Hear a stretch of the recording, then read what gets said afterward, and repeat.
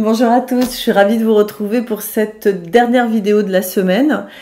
Et aujourd'hui, je vais vous expliquer pourquoi j'ai créé cette chaîne YouTube, tout simplement.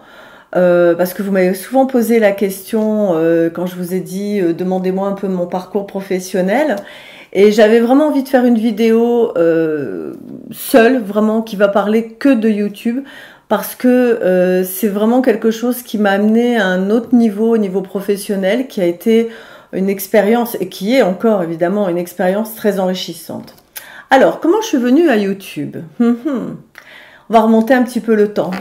On va remonter le temps et on va arriver en 2017. En 2017, j'habite Manosque, donc je consulte toujours, j'ai mes clients, voilà, je fais des consultations en thérapie, en voyance, et je fais beaucoup de conférences. J'en fais entre 2 à 3 par mois, sur Manosque, Gréoux, Marseille, Aix, voilà, toute la région PACA. Je fais pas mal de conférences, ça marche bien, ça marche très bien. J'ai à peu près 20 sujets de conférences différents, donc qui vont de la psychogénéalogie à la confiance en soi, à le karma, à vraiment des sujets très très variés qui sont évidemment dans mon domaine de compétences, ça marche bien. Et les gens commencent à me dire « Ah, dommage, Denise, que vous enregistriez pas vos conférences. » Alors, je dis « Oui, c'est vrai, c'est dommage, mais bon, j'ai pas de matériel, j'ai pas, c'est comme ça, j'ai toujours fait des conférences, c'est one short, et puis voilà. » Ah oui, mais j'ai pris plein de notes, j'aurais bien aimé en parler à des amis, etc. Je dis « Oui, mais bon, elle est à Paris, elle est là. » Donc, ça commence un petit peu à résonner dans mes oreilles, le fait d'enregistrer ce que je dis. Bon. Mais moi, voilà, moi, je suis un peu comme ça, je ne percute pas. Et je continue à faire mes conférences, tout se passe bien. En 2017, je vais voir un film avec ma fille, une comédie musicale. Je sais plus ce que c'est honnêtement, mais j'ai adoré. Et en sortant, je dis, oh, j'aimerais bien écouter la musique sur mon ordi ou quoi. Sur quel site je dois aller pour retrouver les musiques? Et là, elle me regarde, elle me dit, bah, tu vas sur YouTube. Je dis, YouTube? Mais YouTube, c'est pas surtout des vidéos de gamers, de choses comme ça. Et là, elle éclate de rire, évidemment. Elle me dit, maman, sur YouTube, tu as tout, t'as tout ce que tu cherches. Tu vas sur YouTube, tu le trouves, quoi. C'est énorme. Pourquoi je vous dis ça? Je n'allais jamais sur YouTube. Jamais. Mais je connaissais pas. C'était autre galaxie, autre univers. Je n'y allais jamais. Moi, j'étais beaucoup sur Google à faire des recherches. J'écrivais beaucoup sur mon blog, voilà, sur mon site. Je vous mets le lien, d'ailleurs, vous l'avez. Mais YouTube, bon, ben, je vais sur YouTube, j'écoute mes musiques. Et puis, YouTube me fait des suggestions. Ben, j'écoute d'autres musiques, et puis d'autres musiques. Et puis, de fil en aiguille, je me retrouve à écouter et à voir des vidéos de thérapeutes, de psychanalystes, de médecins, de gens qui font pas des tutos beauté, quoi, qui parlent d'autres choses, des gens qui ont une notoriété, qui ont une chaîne YouTube avec énormément d'abonnés, et puis je me dis mais j'aime bien ce qu'ils disent, c'est intéressant, bah finalement c'est un bon moyen de communiquer, d'échanger avec les gens. Il y a des conférences, je vois beaucoup de conférences en ligne et je me dis ah ouais c'est vrai, ce serait sympa de mettre mes conférences en ligne.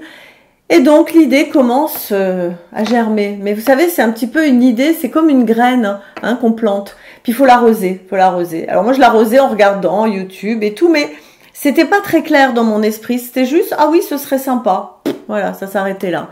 Alors avec les ah oui, c'est très sympa, on va pas très loin, hein, évidemment.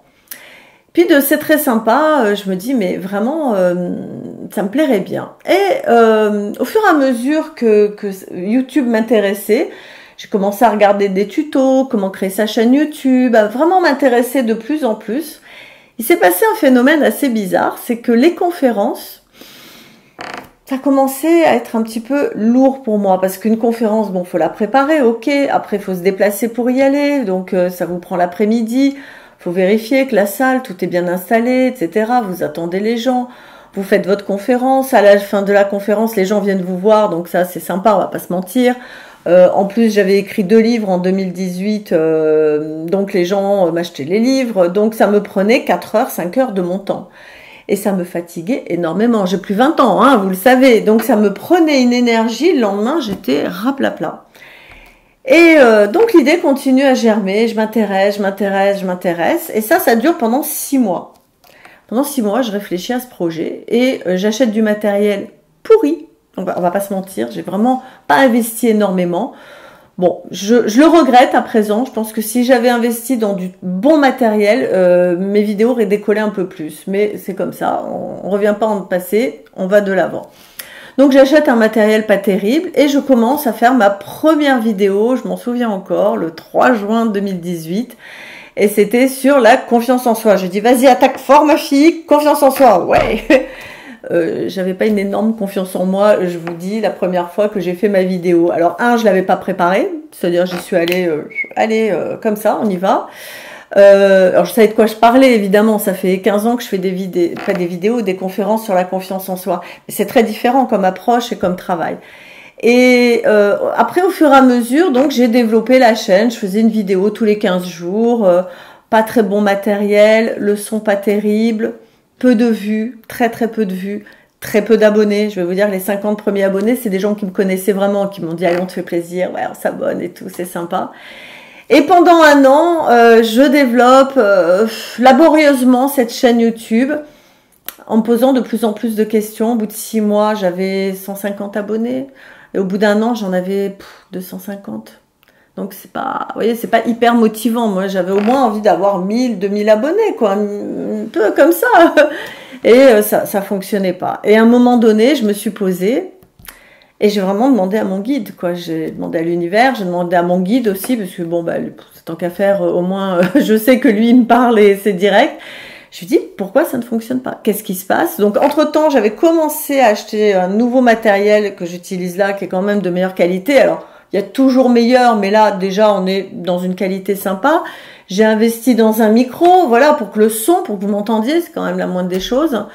J'ai appris à faire des miniatures, j'ai appris à poser mon sujet, j'ai appris à parler devant une caméra. Donc, en fait, maintenant, avec le recul, je me dis, c'est bien finalement que j'ai pas eu tant d'abonnés que ça au début, parce que ceux qui m'ont regardé, ils ont essuyé les plâtres de ma façon de parler, de présenter les vidéos, etc. Donc, je demande à mon guide, je lui dis, je comprends pas pourquoi ça marche pas. Pourquoi j'ai plein de monde à mes conférences, que les gens sont super contents, et YouTube, ça marche pas. Et là, mon guide me dit, aie confiance. J'adore quand tu me dis ça. Ça c'est sa grande phrase. Aie confiance, tu es sur le bon chemin. Bon, déjà, ça me rassure. Je me dis, ok, je suis sur le bon chemin. Je dis, mais bon, on peut pas me donner un petit coup de pouce, là. Je sais pas, faites qu'il y ait une vidéo qui marche un petit peu, quoi. Que j'ai pas que 50 vues ou 100 vues. J'aimerais au moins 1000 vues. 2000, c'est pas grand chose quand même. S'il vous plaît. Donc, mon guide me dit, aie confiance, lâche prise, arrête d'avoir peur, ça va marcher. Ok, donc je l'écoute, parce que je l'ai pas toujours écouté dans ma vie, faut savoir. Mais en général, il a raison. Donc je me dis, ok, c'est le bon chemin, ça va marcher. La semaine d'après, je fais une vidéo qui s'appelle « Comment identifier un pervers narcissique ». Comment vous expliquer que actuellement cette vidéo, sur ma petite chaîne, a été vue en l'espace d'un an plus de 350 000 fois. C'est énorme pour la chaîne que j'ai.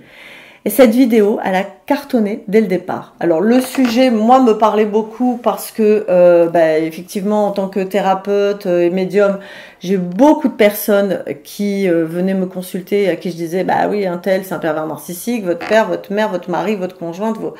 Donc c'était quelque chose qui était que je connaissais comme sujet, vous voyez.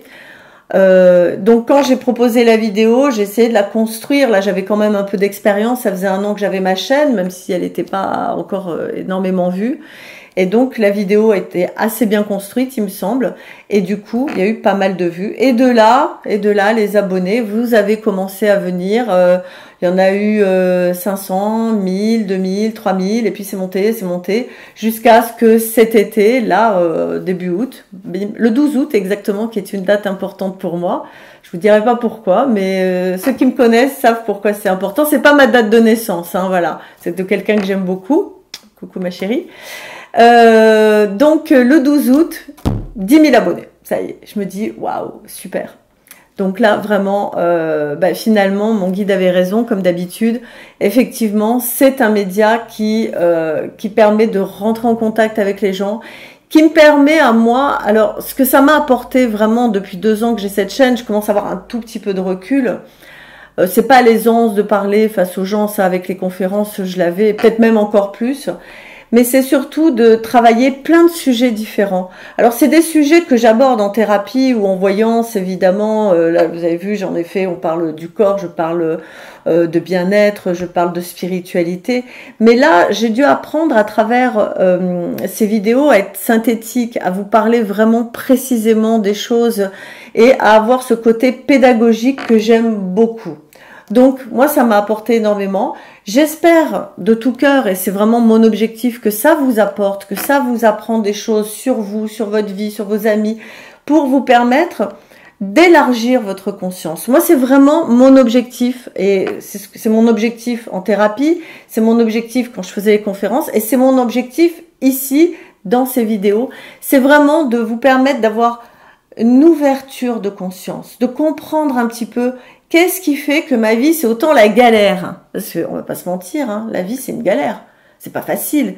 Je connais pas une personne sur cette planète qui dit « Ah ouais, non, mais moi, la vie, je gère tout. » Oui, en façade, hein, mais derrière. Non, on est tous à galérer, on se pose tous des questions. En plus, on vit dans un monde, surtout à l'heure actuelle, qui est très anxiogène. Il faut arriver à garder sa force, son intégrité, à garder le moral, etc. C'est pas évident.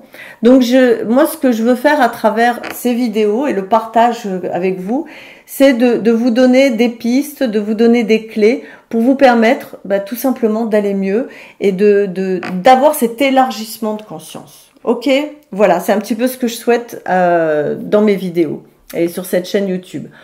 Alors, j'ai comme projet quand même, je vais terminer là-dessus, de reprendre les conférences parce que là, ça fait 1 an que j'ai arrêté. Je devais les reprendre en janvier, février. Vous doutez pourquoi je l'ai pas fait. Donc, c'est reporté pour, je sais pas, je pensais septembre, octobre, mais vu ce qui se passe, les masques, moi, c'est hors de question que je fasse une conférence devant des gens qui sont masqués, qui peuvent pas respirer. C'est trop anxiogène pour moi. Donc, quand les choses seront revenues à la normale, je l'espère d'ici le printemps, l'été prochain, je pense que je referai des conférences. Alors au départ, évidemment, plus dans la région de Montpellier, peut-être Marseille, parce que j'ai pas mal de contacts aussi. Et j'ai envie également de reprendre les formations en présentiel, parce que c'est quelque chose que je faisais à une époque entre 2005 et 2014. Et je fais énormément de stages de formation. Et là, pareil, j'ai envie un petit peu de vous revoir. J'ai envie de contact humain, j'en ai besoin.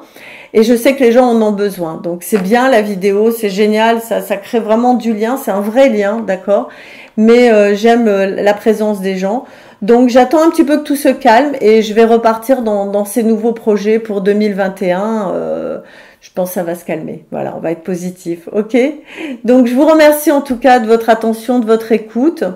Si la vidéo vous plaît, comme d'habitude, vous likez, partagez, pensez à vous abonner, bien sûr.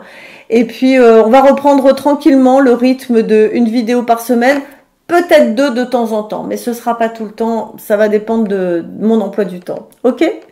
Voilà, je vous embrasse, je vous remercie de votre bienveillance, votre attention. Je vous dis à bientôt. Ciao!